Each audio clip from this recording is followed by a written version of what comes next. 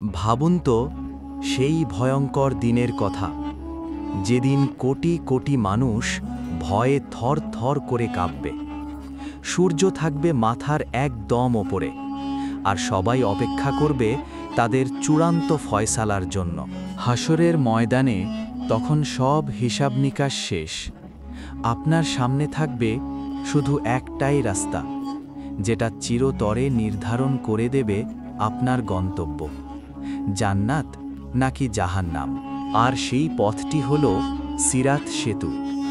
না, এটি কোনো সাধারণ সেতু নয়, এটি পরকালের সবচেয়ে ভয়ঙ্কর, সবচেয়ে সূক্ষ্ম পরীক্ষা, যা প্রত্যেক মানুষকে, সে ভালো হোক বা মন্দ, একাই পার হতে হবে। একবার কল্পনা করুন, চোখের সামনে জ্বলছে বিশাল আগুনের সমুদ্র, যেখানে চার দিক থেকে দাও দাও করে জ্বলছে জাহান্নামের শিখা, আর সেই অগ্নি সমুদ্রের ওপর টানা আছে এক সরু সেতু, সিরাত। হাদিসে এসেছে, এই সেতুটি চুলের থেকেও বেশি পাতলা, আর ধারালো তরবারির থেকেও বেশি ধারালো। এর নিচে জাহান্নাম, আর দুই পাশে থাকবে বাঁকা লোহার হুক, যেগুলো পাপীদেরকে টেনে নিয়ে যাবে নিচের আগুনে। সেদিন থাকবে ঘোর অন্ধকার, কোনো আলো থাকবে না, শুধু শোনা যাবে আগুনের গর্জন আর মানুষের আর্তনাদ। এই বিভীষিকাময় পরিবেশের মধ্য দিয়েই পার হতে হবে সেই সরু পথ। কিন্তু প্রশ্ন হল, কে পারবে? কে এই সেতু পেরিয়ে জান্নাতের পথে পৌঁছাতে পারবে?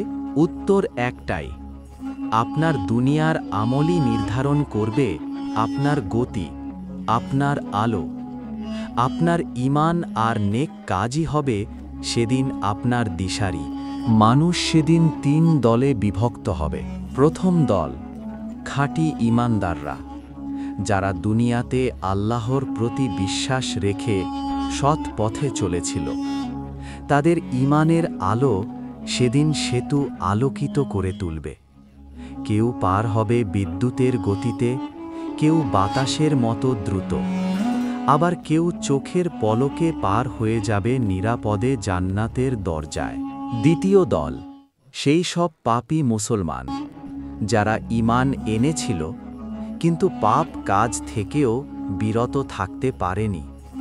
তাদের আলো হবে খুবই ক্ষীণ, যা মাঝে মাঝে জ্বলে উঠবে, আবার নিভে যাবে।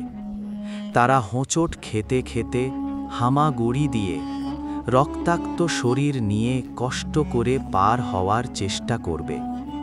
কেউ কেউ আল্লাহর রহমতে শেষ পর্যন্ত পার হতে পারবে, আবার কেউ পড়ে যাবে আগুনের গহ্বরে। আর তৃতীয় দল, অবিশ্বাসী ও মুনাফিকরা, যাদের ঈমান ছিল না কিংবা মিথ্যাচার করেছিল। তাদের কোনো আলো থাকবে না। সেতুর শুরুতেই তারা পিছলে পড়বে, আর সেই লোহার হুক তাদের টেনে নিয়ে যাবে জাহান্নামের গহ্বরে। কেন এই কঠিন পরীক্ষা? কেন এই ভয়ঙ্কর পথ? কারণ সিরাত সেতু হল আল্লাহর পরিপূর্ণ ন্যায় বিচারের বাস্তব রূপ। দুনিয়াতে আমরা প্রতিদিন যেই সিরাতুল মুস্তাকিমের জন্য দোয়া করি, এই সেতুই তার পরকালের প্রকাশ। যে দুনিয়ায় সোজা পথে চলেছে, সেই সেদিন এই সেতুর ওপর দৃঢ়ভাবে দাঁড়াতে পারবে। এই জীবনটাই হল প্রস্তুতির সময়, ভয়ঙ্কর সেই সেতু নিরাপদে পার হওয়ার জন্য।